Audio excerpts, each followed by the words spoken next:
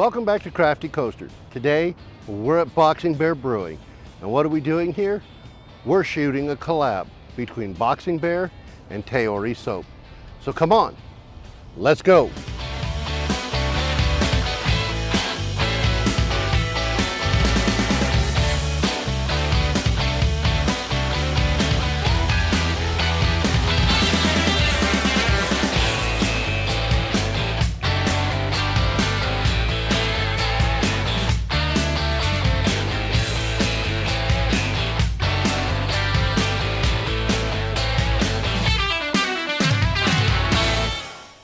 Today we're at Boxing Bear. We're doing a reveal of a collab between a soap company and Boxing Bear, and it is Tayori soap. Stick with me, guys. I promise you, this has everything to do with Crafty Coaster. So let me introduce you to the owner and head chief soap maker of Tayori soap. Tish, welcome to the channel. Thank you.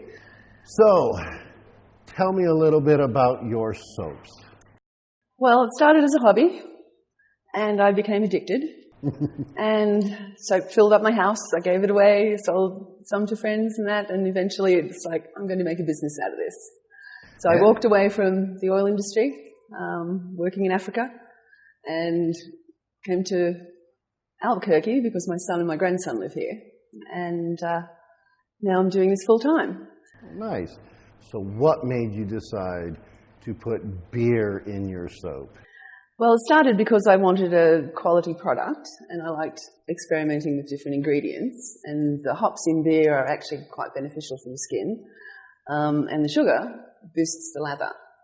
So when I started doing that here, I thought, well, why don't I use a local beer? And so the craft beer the craft beer industry here is just booming. So there's lots and lots of options. So I actually reached out to a number of breweries because I signed up to be a vendor at the New Mexico Brewfest on October the 12th. And Jay was actually the first one here at Boxing Bear that responded.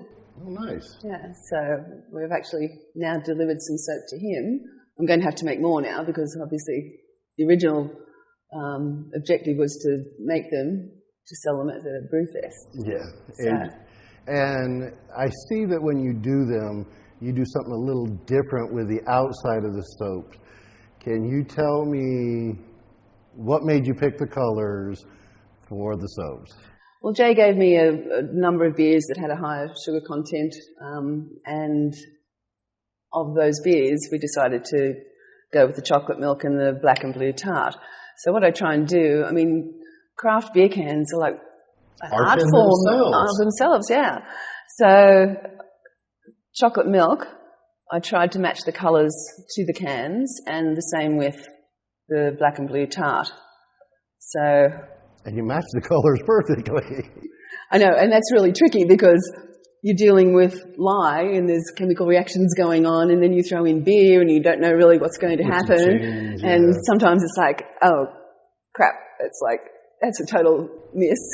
And you've got to make it again. But these ones are like, I jagged it first time. So it's like. And you put in the aroma. So we know you put the beer in there. Now, and funnily enough, the smell of beer doesn't survive the saponification process, which is the chemical reaction between lye and oils. So this beer, Black and Blue, is actually made with blackberries and blueberries, hence the whole pun. So that has a fragrance of blackberries and blueberries. You can definitely smell the blackberries in this one. And then chocolate milk was easy. Yeah. It smells like chocolate. Chocolate, huh? It does have a creamy chocolate smell to it. Like a hot chocolate? Like a hot chocolate. I was thinking more when you first open up a big bar of chocolate and that big whiff you get. It's kind of cool. That is really cool. I mean, living in a house full of soap, my nose doesn't work so well anymore. Oh, trust me, when you pull this stuff out, it changed the whole aroma in this place. So we also have found out that you do coffees as well as the beers. So let's do a quick reveal. Ta-da! And can you tell me about what we have in front of us? Okay, so the first local ingredient that I used was actually New Mexico Pinon Coffee's coffee. So I made this bar with their Biscochito coffee, and these little coffee cups, they currently have them in stock in their store, in their gift store, and I think it's Essence of Santa Fe is the fragrance, but then we're changing it for the next go round to Mexican spiced chocolate. Cool. Let's take a sniff. Lots of coffee in there. It looks like there's grounds in there, Yes. but Just in the middle section. yeah, there's grounds in there. And what else do we have? So then carrying on in that theme of looking for local ingredients, Eldora Craft Chocolate, they've actually won awards for their chocolates. So I contacted him, and luck of timing, they were just considering bringing in some other chocolate-related products. So their philosophy is everything must be organic. So these are all organic, and that's why they're smaller, because organic does cost twice the price of non-organic. So this is a classic chocolate, a dark chocolate. It's unscented, all organic. And this one is, so that's using their 100% dark chocolate that they make. This one is made with their lemon lavender chocolate, and this one is made with their mole chocolate. They call it mole mole. Oh, nice. And look, we got a smell. Wow. What is it? I don't know. That's Cinnamon. Cinnamon. It's actually cinnamon essential oil. That smells good. Because these are the beer soaps and other soaps, I'll use fragrance oils, but along the lines of they're organic, they only wanted essential oils. So it was hard to kind of figure out, okay, mole, mole. I looked up the ingredients and it said there was cinnamon in there somewhere, and I thought, there's an essential oil. And then this one is the lemon lavender. Lots of lemon, lots of lavender. Yeah, and that's essential oils again. Yeah, that is a beautiful smell. Yes. These are beautiful soaps.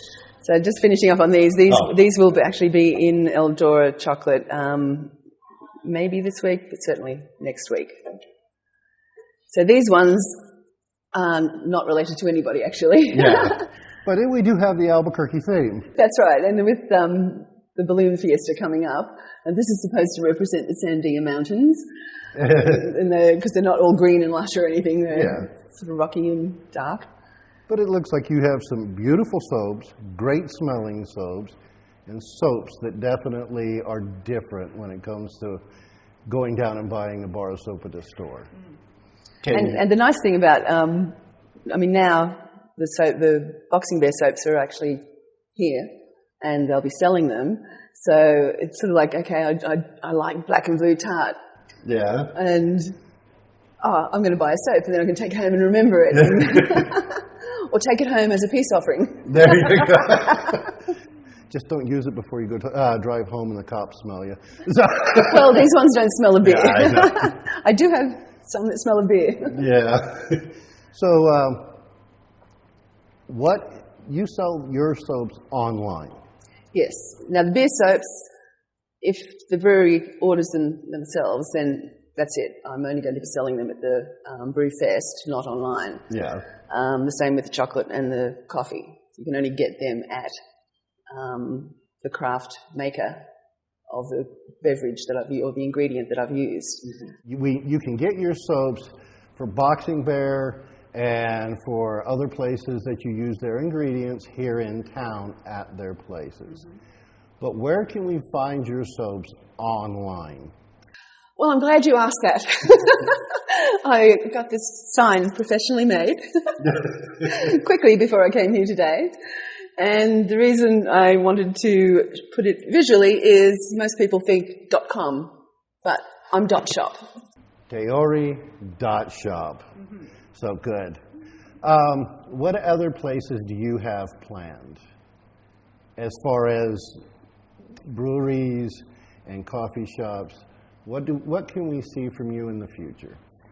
Well, actually, if you go to my website, I do actually have a link there that shows all the beer soaps that I'm doing. Now, you can't buy them from me at this point, if the brewery has placed an order with me, and we're now talking obviously Boxing Bear, Quarter Celtic and Cactus Brewing, and I only really started this about 5 weeks ago, so I'm sort of building up to actually making the soaps and getting around to talking to the different breweries.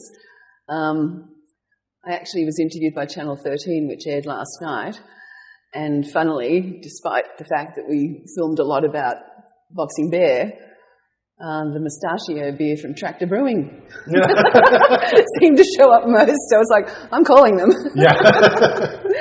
So I'll keep adding the beers the beer soaps on my website and where you can get them. Okay. So guys, if you want to get some of the Boxing Bear soaps or any of the other breweries, don't forget to go to Tayori.shop and check out what brewery you can go visit, get a beer, and get the soap, all right? So can you tell me what the benefits to purchasing a craft soap versus going down to, say, that marked place or anywhere else and picking up a soap? Well, the mass-produced soaps actually add a lot of chemicals. So they'll add detergent to make it lather more. They'll add hardeners. One thing that soap does is it draws moisture to itself. So they'll add hardeners. Through the saponification process, a byproduct that is naturally occurring is actually glycerin.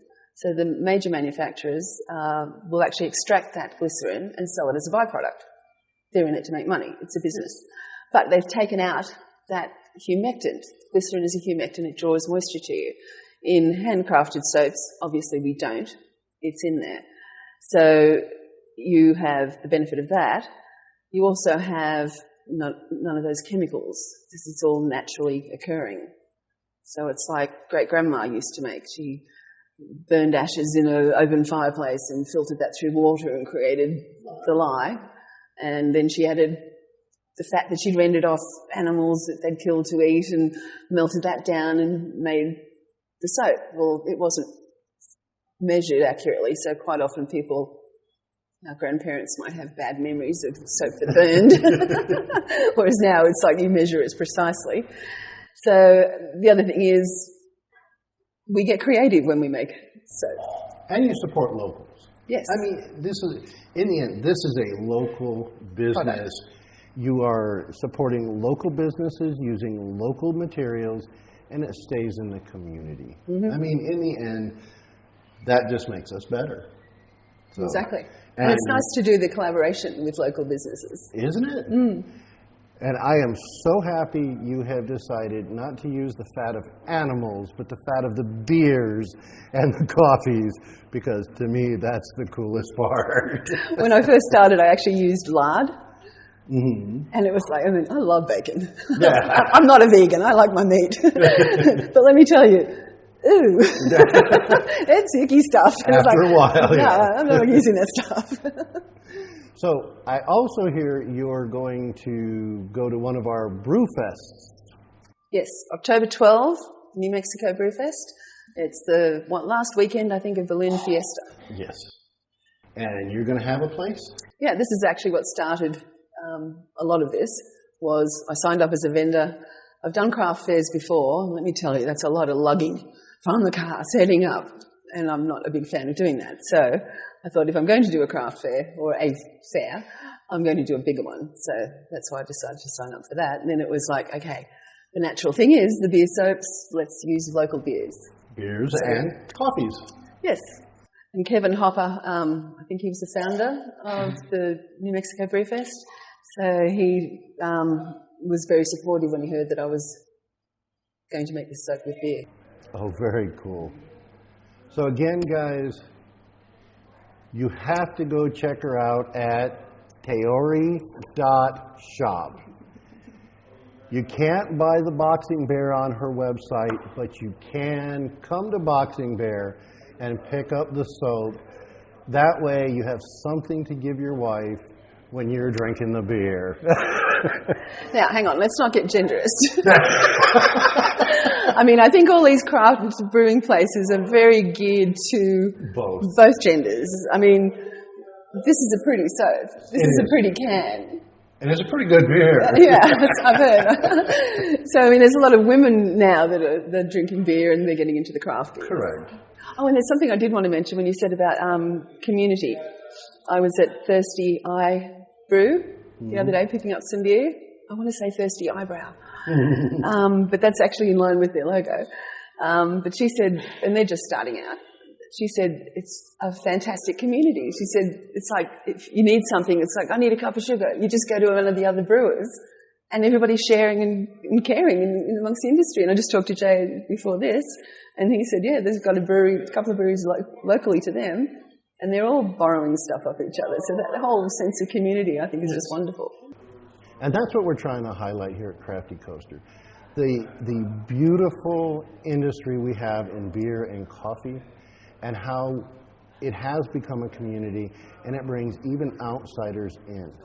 So, and hopefully, this can be a long-lived collaboration between you and Boxing Bear. The nice thing is they keep creating new beers, which means I have to design new soaps. So, go ahead and tell everybody again, so we have it on film. Go ahead and tell everybody where to get this soap. Okay, so these soaps that I've made with Boxing Bear's 2 beers are available now here at Boxing Bear Brew Pub. And your soaps? And if you want to go to other soaps like this one, and I have a whole heap of pretty soaps, just go to Tayori.shop. .shop. Not .com, .shop. Do we need to do the the shopping channel? Thank you, Tish, for showing up here.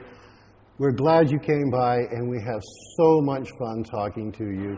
We wish you the best of luck, and we hope we can see you around. Anytime we go out and see the beer stuff, we'll start looking for your soaps. All right? I appreciate that. Thank you. Thank you.